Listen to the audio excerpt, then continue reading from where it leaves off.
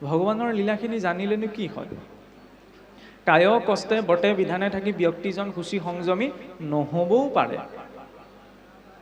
আৰু কায় কষ্টে বটে বিধানে থাকি সেইখিনি সময়টোহে, কাৰণ আমাৰতো হয়েই ন, ভাগৱত পাতিলে বইল ভাত, সামৰণি মৰাৰ লগে লগে আজি ভাগৱত গ'ল আৰু কিবা অকণমান ব্যৱস্থা কৰিবা, নহয়নে? ব্ৰত আমাৰ ভঙা যায়েই, নহয়নে? সেয়া লাগিলে আনুষ্ঠানিকভাৱে ভাঙিছে, ঘৰত গৈ ভাঙিছে, গৈ থৈ একেটাই।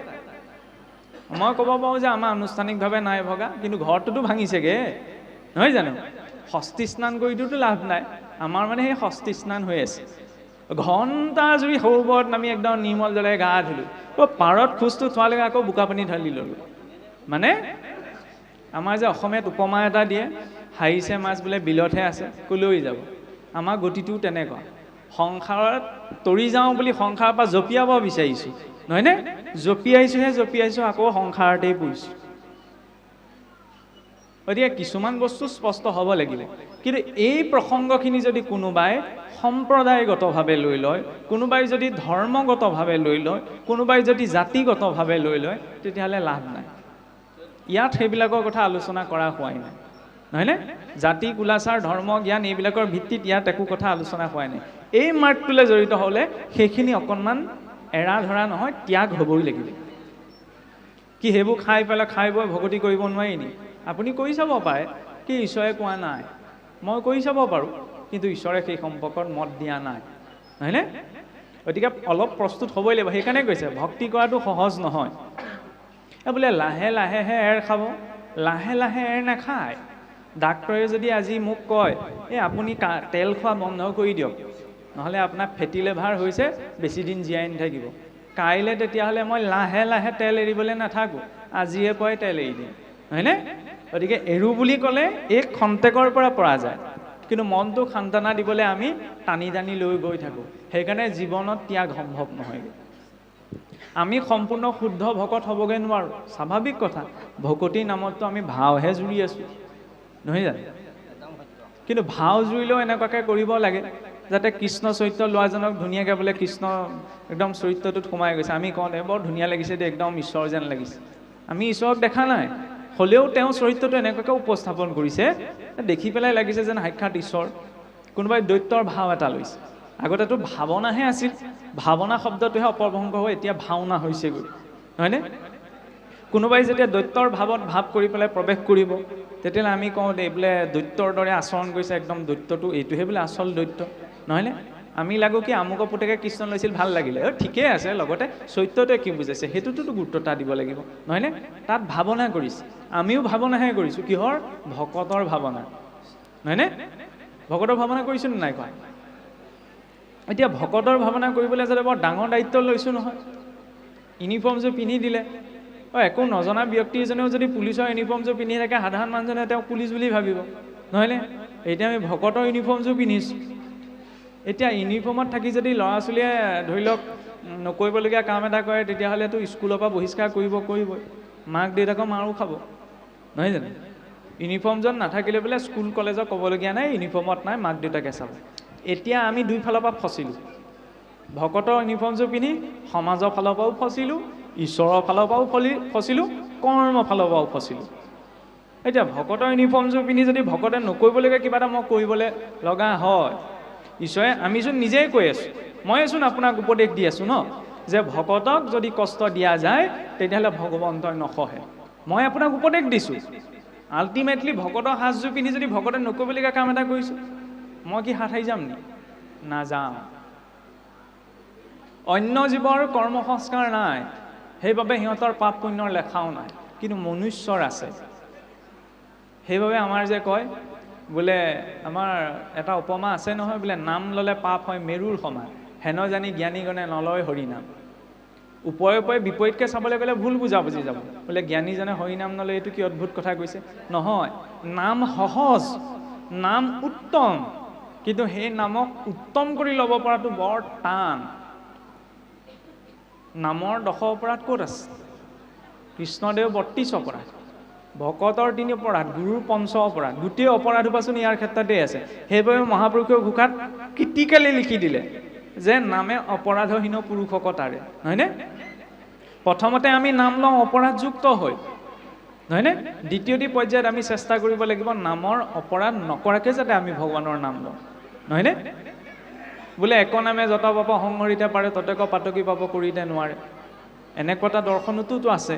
ভগৱানৰ এক নামে যিমান পাপ সংহাৰ কৰিব পাৰে সিমান পাপীয়ে পাপ কৰিব নোৱাৰে। গতিকে আমি যিমানেই পাপ নকৰোঁ কিয়, ব্ৰহ্মবধ গোবধ পিতৃ মাতৃ বধলৈও যদি ক্ষমা হৈ যায়, ইমানখিনি চিন্তা কৰাৰ কি প্ৰয়োজন?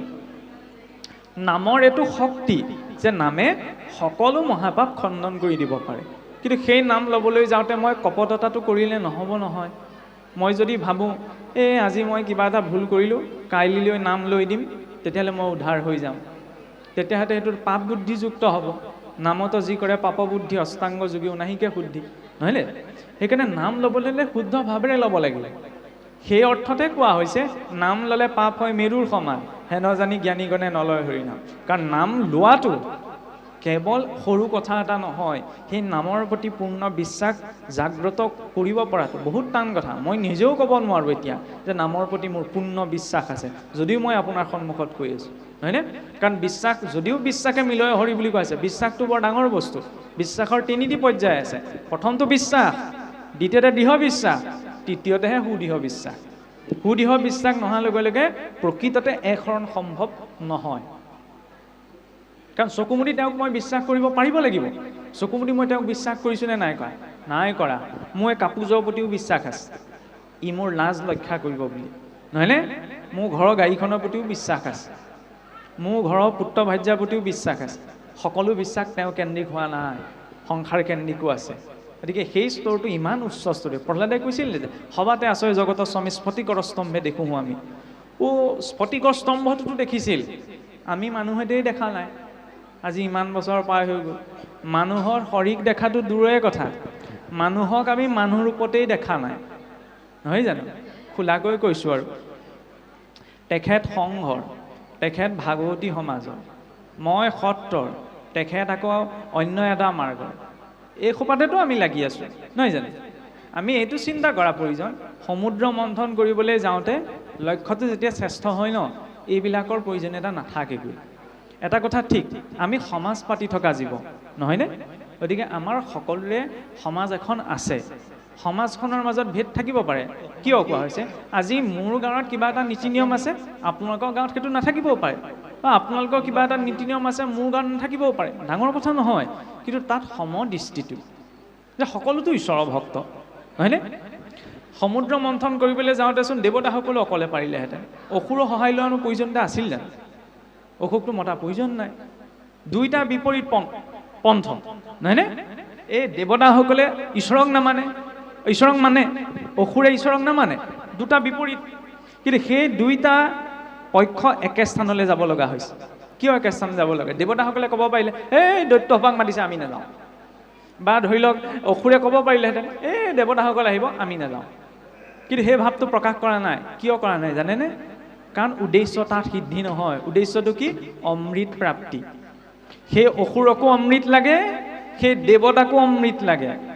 সেই লক্ষ্যটো যেতিয়া শ্ৰেষ্ঠ হৈ পৰে, তেতিয়া বিপৰীত ভাৱ থাকিলেও একে স্থানত থাকিবলৈ বাধ্য হৈ পৰে। আৰু লক্ষ্যটো যদি বেলেগ হয়, তেতিয়াহ'লে একেলগে থাকিব নোৱাৰে, যিটো আমাৰ অসমখনত বৰ্তমান হৈ আছে। শুনিবলৈ বেয়া হ'ব পাৰে, কিন্তু সেইটো সত্য। আমি কোনেও মানে কি হয়, আপোনাৰ আগত মই সৰু নহয়, আপুনি মোৰ আগত সৰু নহয়। কিন্তু এই সৰু হোৱা নোহোৱাৰ প্ৰশ্ন নহয়। আজি মই কিবা এটা ভাৱেৰে লৈছোঁ, আপুনি কিবা এটা ভাৱৰ, তাৰ লগত সামঞ্জস্যতা ৰক্ষা কৰি চলিব পৰাটোহে আচল কথা। খোজ দুটা সমানে নিব লাগিব নহয়, নহয় জানো? গতিকে যেতিয়া অমৃতক বিচাৰিয়ে অসুৰ আৰু দেৱতা একেটা ঠাইলৈ যাব লগা হৈছে, আমিতো অমৃততকৈও শ্ৰেষ্ঠ বস্তু বিচাৰিছোঁ, ঈশ্বৰক বিচাৰিছোঁ, তেতিয়াহ'লে এক হৈ থাকিব লাগিব, নহয়নে? আৰু সঁচা কথা, এইবিলাক আচলতে ভাষণত কোৱা কথা নহয়, অন্তৰে কোৱা কথা। এতিয়া ভাৱ আহিব পাৰে, তেওঁ যদি তেওঁ নিজৰটো এৰি নিদিয়ে, মই নিজৰটো এৰি দিম কিয়? নিজৰ বুলি কৈছোঁনো কি বোলো? নিজৰ বুলি মই আচৰণ কৰিছোঁনো কি? সকলো ঈশ্বৰৰহে। যেতিয়া সকলো ঈশ্বৰৰ, পাত্ৰটো ভিন্ন হ'ব পাৰে, নহয়নে? মই গিলাচত খাইছোঁ, আপুনি বাতিত খাইছে, নহয়নে? কোনোবাই আপোনাৰ বটুৱাটোত বনাইছে, কোনোবাই কেৰাহীত বনাইছে, বনোৱা বস্তুটোতো একেই, থোৱা বস্তুটো একেই। সেই লক্ষ্যটো যেতিয়া মানে শ্ৰেষ্ঠ আৰু স্পষ্ট হয়, তেতিয়াহ'লে পাত্ৰৰ ভিন্নতাই ব্যক্তিৰ মাজত ভেদভাৱ আনিব নোৱাৰে। কিন্তু যদি স্বৰূপটোতেই, কাৰণ বৈষ্ণৱৰ ক্ষেত্ৰতো 12টি অপৰাধৰ কথা কোৱা হৈছে। ভাৱ নিৰূপণ, কোনো এজন ভক্তৰ ভাৱৰ প্ৰতি মানে ভিন্নতা চাই পেলাই ভক্তি বিচাৰ কৰিব নালাগে। ভাৱ নিৰূপণৰ আধাৰত ভক্তৰ মাজত ভেদ বিচাৰ কৰাটো এটা বৈষ্ণৱ অপৰাধ। জাতি নিৰূপণ, জাতিৰ আধাৰটো বুজি পাইছে, কাৰো ভক্তি বিচাৰ কৰিব নালাগে। কুল নিৰূপণ, কুলৰ ওপৰত নিৰ্ভৰ কৰি ভক্তি যদি বিচাৰ কৰা হৈছে সেইটোও এটা অপৰাধ। নিষ্ঠা নিৰূপণ, নিষ্ঠা নিৰূপণ কি? যিজন ভক্তৰ নিষ্ঠা য'ত আছে, নহয়নে, সেই নিষ্ঠাক লৈ যদি ভেদভাৱ প্ৰকাশ কৰা হৈছে সেইটোও এটা বৈষ্ণৱ অপৰাধত পৰে। তাৰ পাছতে কোৱা হৈছে আচৰণ নিৰূপণ, যে আচৰণৰ ওপৰত নিৰ্ভৰ কৰি এইজনচোন ভকত, ইয়াৰ নামঘৰটো এনেকৈ বহিছিলে, ইয়াতচোন এনেকৈ তিনিআলি মূৰতহে ৰৈ আছে, নহয়নে, কি উদ্দেশ্যত ৰৈছে আপুনি মই দেখি পেলাই বিচাৰ কৰিব নোৱাৰোঁ, হয়নে? সেইকাৰণে সেই নিষ্ঠা নিৰূপণ। কৰ্ম নিৰূপণ, কি কৰ্ম কৰিছে? ইয়াত আমি সকলো ইয়াত ভকত হৈ বহি আছে, কৰ্মক্ষেত্ৰত সকলোৰে দায়িত্ববিলাকতো বেলেগ বেলেগ, কোনোবা এজন খেতিয়ক, কোনোবা ব্যৱসায়ী, কোনোবা অফিচ কৰ্মচাৰী, কৰ্মকৰ্তা ইত্যাদি ইত্যাদি ইত্যাদি, নহয়নে? কৰ্মৰ যদি আমি ভক্তি বিচাৰ কৰিব নোৱাৰোঁ সেইটোও বৈষ্ণৱ অপৰাধ, নহয়নে? ৰূপ নিৰূপণ, ৰূপৰ প্ৰতি লক্ষ্য ৰাখিও আমি ভক্তিক বিচাৰ কৰিব নোৱাৰোঁ, নহয়নে? বোলে ভক্তি কৰিবলৈ একদম ৰূপটো ধুনীয়া হ'বই লাগিব বা ৰূপটো ভাল হ'ব লাগিব, এনেকুৱা কোনো প্ৰসংগ আনিব নালাগে। কিন্তু এইবিলাক প্ৰসংগ আমাৰ সমাজত কেতিয়াবা চলি যায়, নহয়নে? এইটো ভকতৰ ৰূপেই নহয়। কি ভকতৰ ৰূপ নহয় মানে কি ক'ব বিচাৰিছোঁ? মই আপোনাৰ মুখমণ্ডললৈ চাই আপোনাৰ ভক্তি কৰা নাই বুলি ৰূপটো নিৰূপণ কৰি দিলোঁ, কি ঠিক আপোনাতকৈ মোৰ ভক্তি শ্ৰেষ্ঠওতো ক'ব পাৰে, নহয়নে? কাৰণ ভক্ত উদ্ধৱৰ কি ৰূপ আছিল? ভগৱান কৃষ্ণ গুচি যোৱাৰ পিছত ঢুলীয়া মাকতীয়ে লুতুৰি পুতি হৈ বাগৰি ফুৰিছিল, নহয়নে? তেতিয়াহ'লে আমি ভকতি শিকিবলৈ তেওঁৰ ওচৰত গ'লোহেঁতেন নে? নযাওঁ, এই পথৰ ভিক্ষাৰী সেই বুলি ভাবিলোহেঁতেন। কিন্তু ভাগৱতৰ মাজত সেইবিলাক দৃষ্টি প্ৰযোজ্য নহয়। যদি উত্তম বস্তু আছে, পাত্ৰটো লেতেৰা হ'লেও তাক গ্ৰহণ কৰিব লাগে। যেনেদৰে কোৱা হয় ন, যদি ভগা পাত্ৰ এটাতো যদি গংগাজল থোৱা হৈছে তেতিয়াহ'লে সেই গংগাজল থোৱাৰ বাবে সেই পাত্ৰটো পবিত্ৰ হৈ যায়। ঠিক তেনেদৰে অন্তৰত যদি শুদ্ধ ভাৱ আছে তেতিয়া বাহ্যিক স্বৰূপ ৰূপটোক যেনেকুৱাই নহওক তেওঁ পবিত্ৰ। এনেদৰে 12টি বৈষ্ণৱ অপৰাধৰ কোৱা হৈছে, মানে কাৰো জাতি, কুল, ৰূপ, বৰ্ণ, কৰ্ম, নিষ্ঠা, ভাৱ এইবিলাকত নিৰ্ভৰ কৰি পেলাই আমি কাৰো ভক্তি বিচাৰ কৰিব নোৱাৰোঁ। সেইকাৰণে ইয়াত ক'তো উপমা দিয়া নাই যে আমুকে এনেকৈ ভক্তি কৰিল চোৱা, তামুকে এনেকৈ ভক্তি কৰিল চোৱা। সেই ভক্তসকলক প্ৰমাণ ৰূপতহে উপস্থাপন কৰা হৈছে, হয়নে? এতিয়া যদি আমি চাওঁ যে দশমত যি ঈশ্বৰৰ কথা কোৱা কথা হৈছে, ভাগৱতৰ দশম একেবাৰে ধৰি লওক শেষৰ 2টি স্কন্ধৰ আগতে আহিছে, কিন্তু ভাগৱতৰ মধ্যমণি বুলি কোৱা হয়। মুকুটটোৰ মাজত যিদৰে এটা মাজৰ মণি থাকে, মণিটোৱে গোটেই মুকুটৰ শোভা বৰ্ধন কৰে। দশমক মধ্যমণি বুলি কিয় কোৱা হৈছে? কাৰণ দশমত ঈশ্বৰৰ প্ৰত্যক্ষ লীলা বৰ্ণিত হৈছে। অন্য স্কন্ধসমূহত ভগৱন্তই অৱতাৰ, অংশ অৱতাৰ, ভগৱন্তৰ 6 প্ৰকাৰ অৱতাৰ আছে। অংশ অৱতাৰ, ব্ৰহ্মা আদি প্ৰজাপতিসকলে যে অংশ অৱতাৰ, অংশাংশ অৱতাৰ, সেই অংশ অৱতাৰসমূহৰ সহায়ৰ নিৰূপে যাক নিৰূপণ কৰা হয়, যেনেকৈ ভৃগু, পুলহ, পুলস্ত ইত্যাদি প্ৰজাপতিসকল হৈছে অংশাংশ অৱতাৰ। কলা অৱতাৰ, মৎস্য, কুৰ্ম, বৰাহ, নৃসিংহ এই ভগৱন্তৰ কলা অৱতাৰ। আৱেশ অৱতাৰ, ভগৱান দত্তাত্ৰেয়, কপিল প্ৰভু, ঋষভদেৱ হৈছে ঈশ্বৰৰ আৱেশ অৱতাৰ। পূৰ্ণ অৱতাৰ, আমি যদিও পূৰ্ণ কৃষ্ণ ভগৱন্ত বুলি কওঁ, কিন্তু পূৰ্ণ অৱতাৰ বুলি সেই অৱতাৰকহে কোৱা হৈছে যেতিয়া ভগৱন্ত চতুৰ্বিহু ৰূপত আহে। চতুৰ্বিহু মানে হৈছে কি? ভগৱান কৃষ্ণই গোলোকত নিজকে 4টা ৰূপত বিস্তাৰ কৰে, বাসুদেৱ, শংকৰখন, প্ৰদ্যুম্ন আৰু শংকৰখন। আৰু এই 4জনৰে বিস্তাৰিত ৰূপ ৰাম, লক্ষ্মণ, ভৰত, শত্ৰুঘ্ন। সেই 4টি স্বৰূপত যেতিয়া আহে তেতিয়া তেওঁক পূৰ্ণ অৱতাৰ বুলি কোৱা হয়। আৰু যেতিয়া ভগৱন্ত স্বয়ং নিজে আহে তেতিয়াহ'লে তাক কোৱা হয় পৰিপূৰ্ণতম অৱতাৰ বুলি। কৃষ্ণ কেৱল পূৰ্ণ অৱতাৰ নহয়, কৃষ্ণ পৰিপূৰ্ণতম অৱতাৰ। আৰু সেই পৰিপূৰ্ণতম অৱতাৰ ভগৱান কৃষ্ণ সকলো সময়তে নাহে। আমাৰ যি সত্য, ত্ৰেতা, দ্বাপৰ, কলি 4 যুগৰ ব্যৱস্থা আছে, নহয়নে? 4 যুগে আপোনাৰ এটা দিব্য যুগ হয়। 17,20,000 সত্য, 12,96,000 ত্ৰেতা, 8,64,000 দ্বাপৰ, 4,32,000 কলি। কিন্তু এই গণনাটো সত্য যুগত প্ৰযোজ্য নহয়, এই গণনাটো ত্ৰেতাত প্ৰযোজ্য নহয়, এই গণনাটো দ্বাপৰতো প্ৰযোজ্য নহয়, এইটো কলিতহে প্ৰযোজ্য। কিয় কলিত প্ৰযোজ্য? কাৰণ চাৰিওটি যুগৰে সময়ে যিটো গণনা সেইটো বেলেগ বেলেগ। আজি মনুষ্যৰ যেনেদৰে পূৰ্ণ বছৰ বুলি ক'লে 100 বছৰ বুজো, সত্য যুগততো সহস্ৰ লাখ বছৰ আছিল, হয়নে? গতিকে তেতিয়াৰ যিটো সময়সীমা, বহুতসকলে এনেকুৱা প্ৰশ্ন কৰে, বোলে কক্ষীপুৰে আপোনাৰ ব্ৰহ্মাক উপাসনা কৰিবলৈ যাওঁতে প্ৰহ্লাদটো গৰ্ভত আছিল, সহস্ৰ বছৰ যদি আপোনাৰ কক্ষীপুৰে তপস্যা কৰিছে, প্ৰহ্লাদ কি সহস্ৰ বছৰ কাঁইধুৰ গৰ্ভত আছে নি? এনেকুৱা প্ৰসংগ কিছুমান যে আহে, কিয় আহে? আচলতে প্ৰশ্নটো ঠিকেই আছে, কিন্তু সময়ৰ গতিটো সকলো যুগতে একেই নহয়। সেইকাৰণে কল্পভেদে ঈশ্বৰৰ লীলাসমূহ বেলেগ বেলেগ হয়।